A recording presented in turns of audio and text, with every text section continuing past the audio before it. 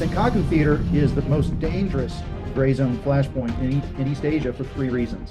Chinese maneuver in this region is, the more assertive and self-righteous. And sometimes, China tries to use the international rules selectively. France is a resident power in the Indo-Pacific, and there are questions of sovereignty, but our preoccupations goes far beyond that. China would eventually use force not only in the South China Sea, but more significantly, of course, in the other flashpoint. Good evening, good afternoon, or good morning, depending on where you are located right now. I hope that all of you have made a good kickstart of the new year. Welcome to RIPS webinar on East Asian maritime security and Japan's territorial integrity. Thank you very much for joining us today. This year, 2026, marks the 10th anniversary of the ruling of the Permanent Court of Arbitration in The Hague on the South China Sea disputes between the Philippines and China. The historic verdict should not be dismissed as part of the history of the early 21st century.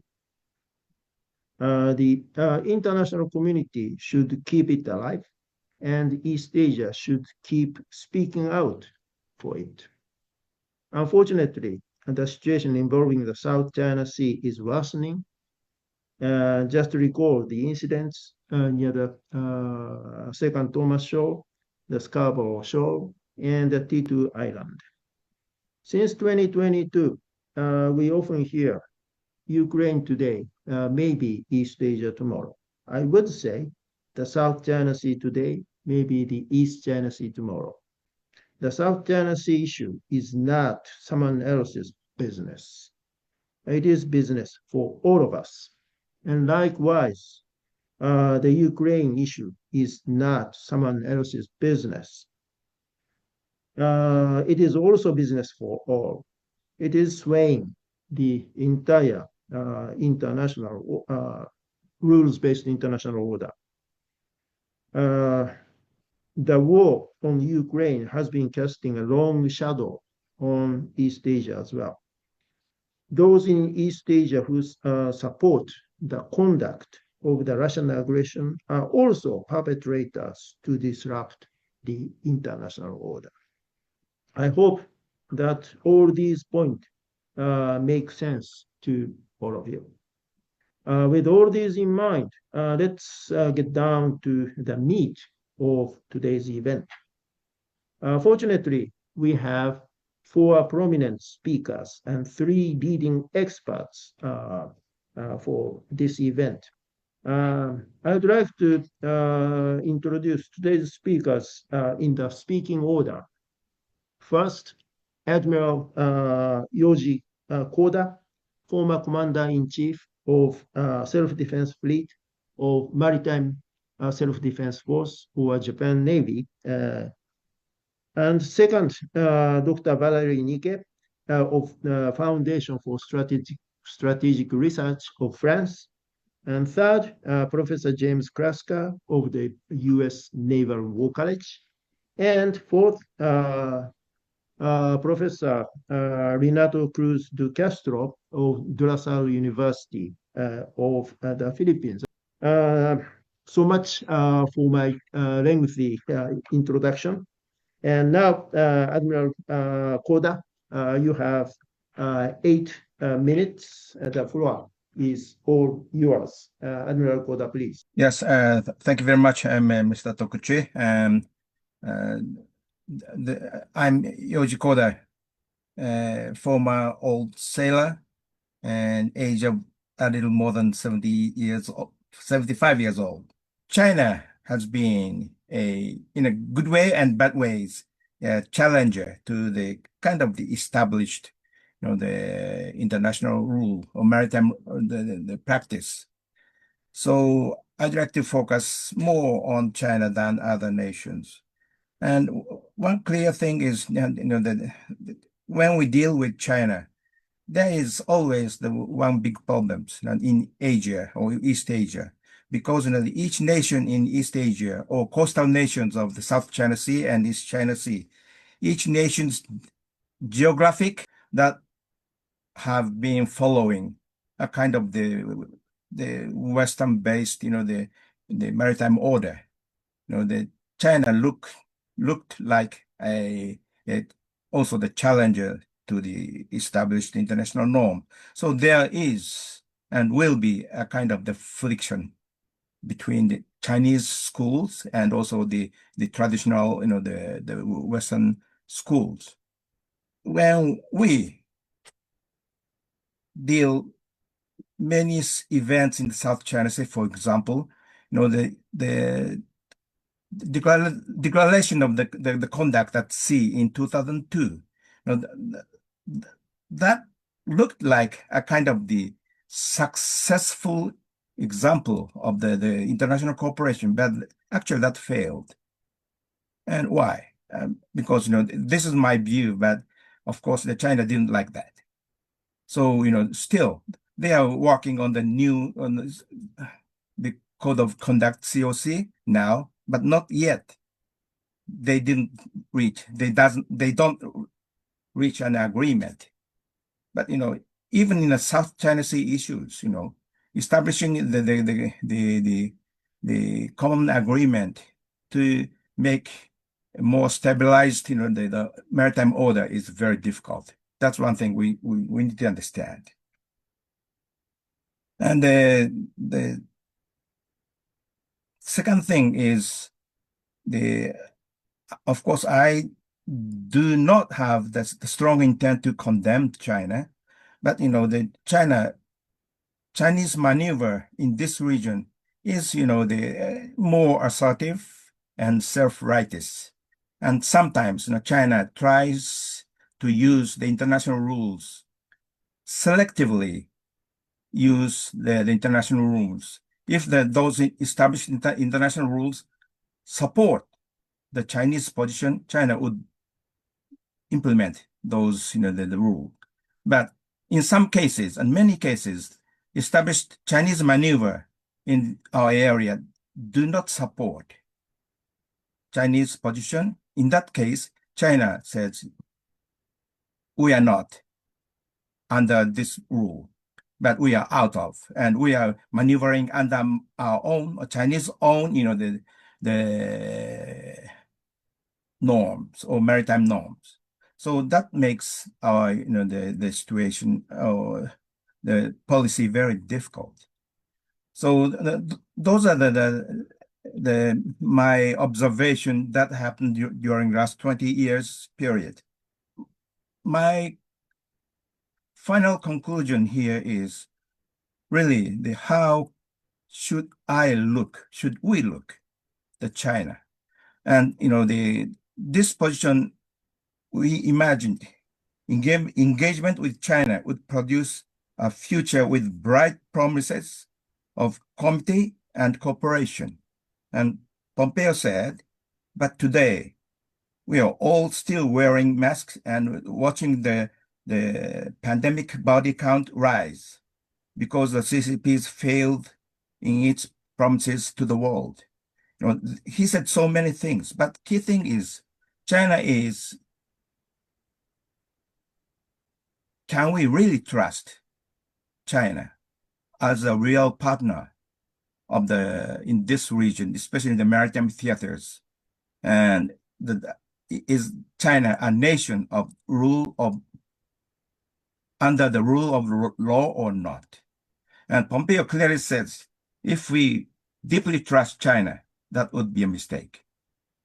So, as we all know, and as has always been explained by Admiral Koda, maritime security in the Indo-Pacific has become a central issue in today's international security environment. And this is not only because of the region's strategic geography, but also because of the methods increasingly used by China to pursue its objectives at sea. China's reliance on gray zone tactics, coercive actions deliberately designed to remain below the threshold of open armed conflict, poses a structural challenge to regional stability, international maritime law, and political decision-making in neighboring states. From a European perspective, including that of France, these developments matter well beyond geography.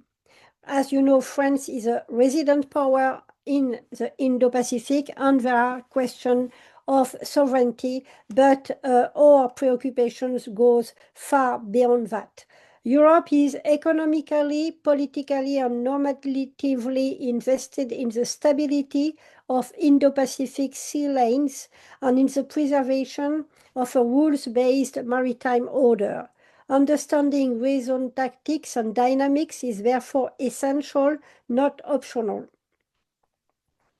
Rather than seeking rapid escalation or decisive confrontation, Beijing advances its objective step by step, carefully managing escalation risk. Gray zone tactics, beyond the threshold of the respect for the rule of law, allow China to alter facts on the ground, or rather at sea, while maintaining ambiguity and avoiding direct military conflict. They form a structural and enduring component of China's maritime strategy and are a constant challenge to international rule of law. The assertion of sovereignty in contested maritime spaces, particularly the South China Sea and the East China Sea, is a core objective.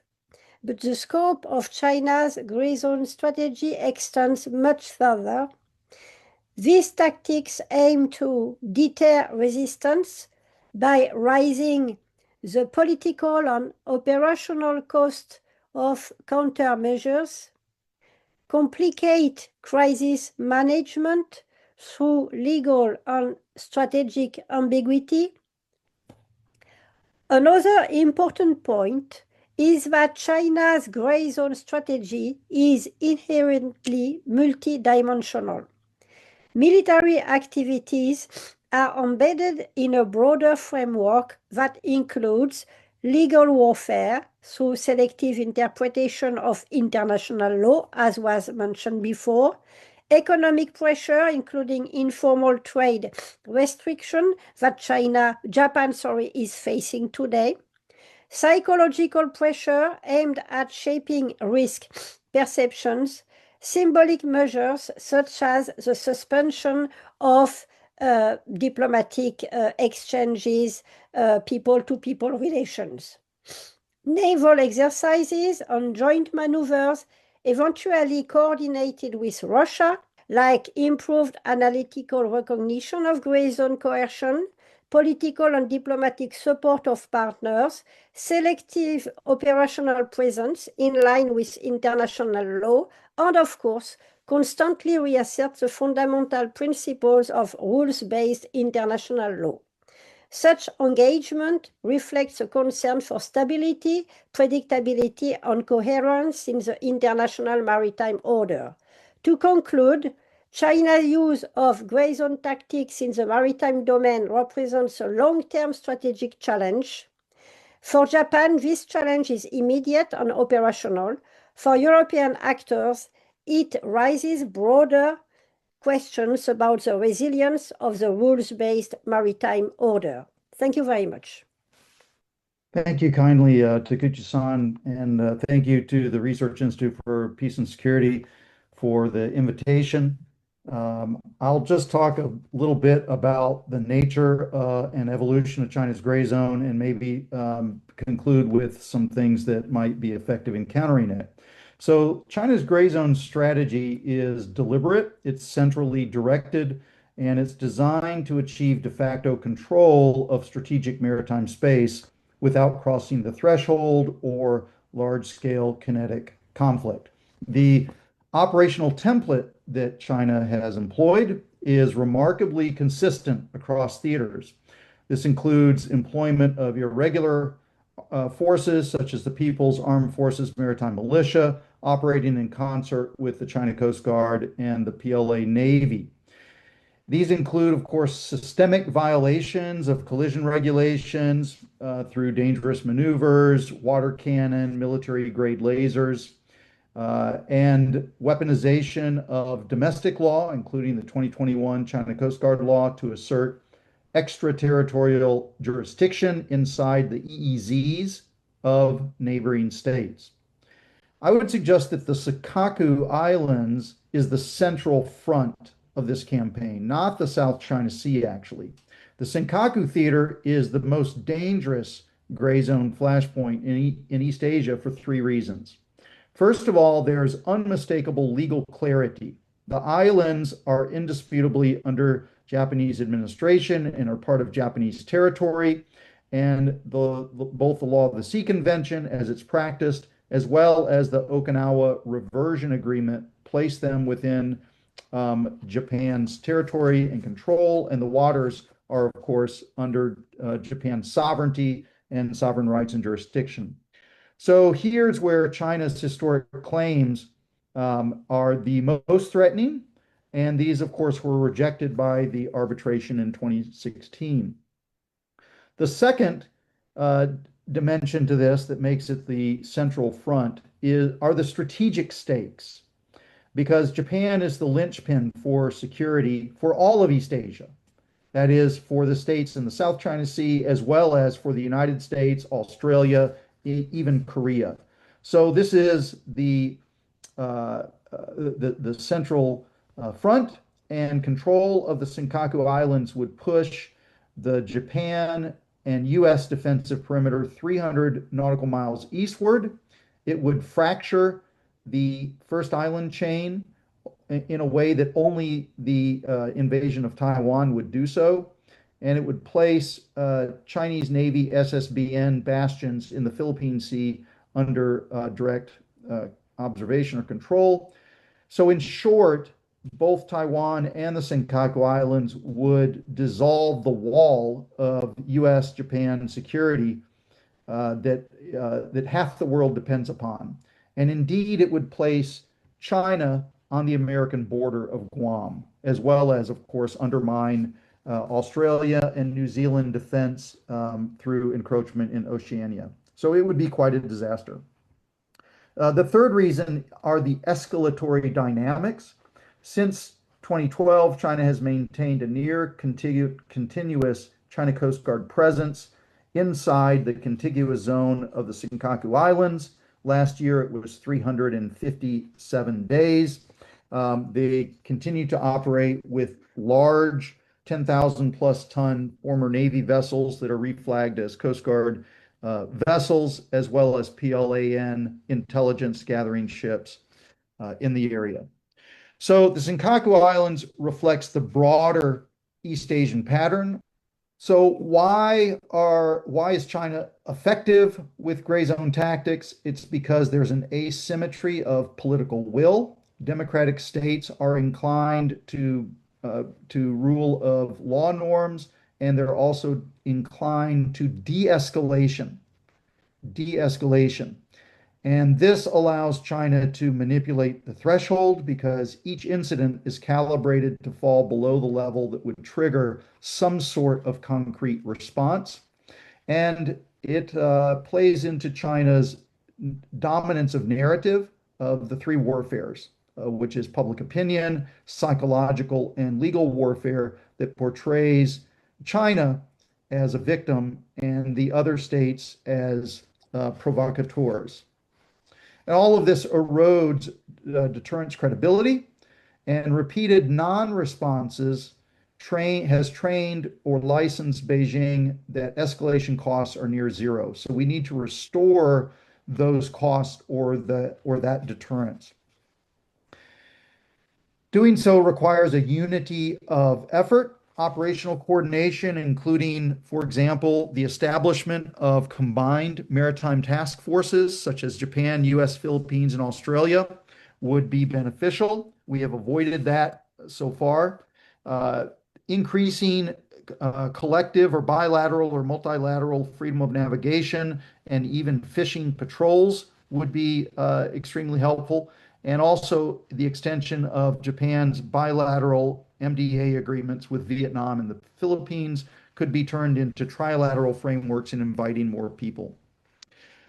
In conclusion, what I would suggest is that there is a benefit to take a playbook from the Cold War and begin to insist on normalized engagement with China based upon something like a Copenhagen-like document. The Copenhagen Agreement that the United States and NATO had was promulgated by the Organization for Security and Cooperation in Europe in 1994 with the Soviet Union, with Russia. And what it said was that there were minimum norms or expectations that states required in order to maintain effective and constructive diplomatic relations, such as democracy and the rule of law, human rights and fundamental freedoms. Good evening for those who are in the Asia Pacific region, and good morning to those who are in the East Coast and in Europe. So my presentation today focuses on how the Philippines is, of course, responding to Chinese gray zone operation. And of course, this is in the terms of coming out with a grand strategy called the Comprehensive Archipelagic Defense Concept. This is, of course, based on the recognition that the gray zone operation, from the perspective of the Philippines, from the perspective of the armed forces of the Philippines, is simply a transitory stage before China could eventually use force. So there's no more notion that China would simply rely on gray zone operation, on simply remaining at what we call at the threshold before you have the actual use of force. Rather, this is perceived as a stage before China, of course, would eventually use force. The goal, of course, is to weaken the national morale and to create division among allies before, of course, China would eventually use force not only in the South China Sea, but more significantly, of course, in the other flashpoint. Just last year, the National Bureau of Investigation and Intelligence Service Armed Forces of the Philippines were able to bust 6 Chinese spy rings that are actively gathering information. And of course, we link it to possible Chinese military action against Taiwan in the near future. So let me just focus on the Comprehensive Archipelagic Defense Concept. So the Marcos administration formulated the CADC after, of course, thinking that it could adopt what we call a hedging approach between the United States and China, that we could have a very dynamic economic relations with China, but at the same time, of course, maintaining security relations. So the Comprehensive Archipelagic Defense Concept was, of course, announced in 2024, and it's driven by 2 factors. Number one, of course, was the view that China is affecting maritime expansion through gray zone operation at this point in time on the Coast Guard, the shadowing approach or harassment. Actually, we are already perceiving. In fact, the pronouncement of the current spokesperson of the Philippine Navy, Rear Admiral Roy Trinidad, said that the Philippine Navy and the armed forces of the Philippines are starting to see not only presence, but consistent presence that might lead to the actual use of force against the Philippine Coast Guard and possibly against the Philippine Navy. So the Comprehensive Archipelagic Concept has the following components. Number one, of course, it entails a change in the outlook, shifting away from the focus on the island, shifting into, of course, the 200-mile exclusive economic zone. Number two, strengthening the armed forces of the Philippines' overall military capability, specifically, of course, focusing on the Navy and the Air Force. And the third one, of course, is strengthening our security relationship, our alliance with the United States, and security partnerships with Japan, Australia, India, and of course, given the range of the BrahMos. And of course, we would, right now, of course, that capability to be able to develop the kill chain is provided by Japan in the provision of non-lethal military equipment, specifically heavy radars that, of course, manufactured by Mitsubishi Heavy Industry. CADC, of course, also recognizes the urgency of strengthening the Philippine alliance with the United States and security partnership with other American allies like Japan, Australia, South Korea, and a security partner like India. China is doing as much as possible to isolate us from the other ASEAN member states, given, of course, the fact that the Philippines will be the host of the ASEAN, this 2026. And again, this is a reality we have to face. We have our national interests we have to protect, despite the fact that among the other ASEAN member countries, we are in a way isolated by the fact that we are the only one that has an active territorial dispute with China, and in a way developing our capabilities for a push comes to shove situation, not only in the South China Sea, but also in Taiwan. I end my presentation here. Thank you very much for your attention. And especially, I would like to give a very short information, two kinds of information. First one is about public opinion warfare. In Japan, actually, since last November, Chinese media have launched a coordinated historical propaganda campaign domestically. And it's about Okinawa, the 1972 reversion of Okinawa. And as you know, Okinawa is unquestionably part of Japan's sovereign territory, but China launched a kind of campaign. At this moment, that's only within China. But for China, domestic public opinion campaign started inside. And then after that, second step would be expanding Chinese narrative overseas. So like that's kind of important development. Another point is that legal warfare. This year is the 10th anniversary of the Permanent Court of Arbitration rulings. But last year, in 2025, China established an international organization for mediation. According to Chinese explanation, that is the first intergovernmental organization dedicated to resolving international disputes through mediation. And mediation is a voluntary, non-binding process seeking to reach a mutually acceptable settlement. So this is a kind of a really important development, I think. And lastly, Thank you. because it's too early to make a definite conclusion, but this year of 2026, this new institution will be fully operational. So it could have a potential that we might have to face with parallel systems of international dispute settlements. So that's a kind of an important thing, I think. Thank you very much. Yes, Professor Tokochi-san, I concur with the presentation of the four panelists. And just going back to the main question of the webinar today, which is rules-based international order, I think Malaysia have many instances, including at the when Malaysia was holding the chair for ASEAN, Malaysia has strongly supported a rules-based international order, especially in dealing with the South China Sea issues. So Malaysia leaders have emphasizes the adherence to laws and opposing hegemony, and also seeking cooperation over confrontation. And Malaysia have conveyed that its willingness to work with Indo-Pacific partners to uphold the rules-based order. So in that sense, I think Malaysia, Chinese gray zone operations in the South China Sea represents a long-term strategic challenge rather than immediate military threat for Malaysia.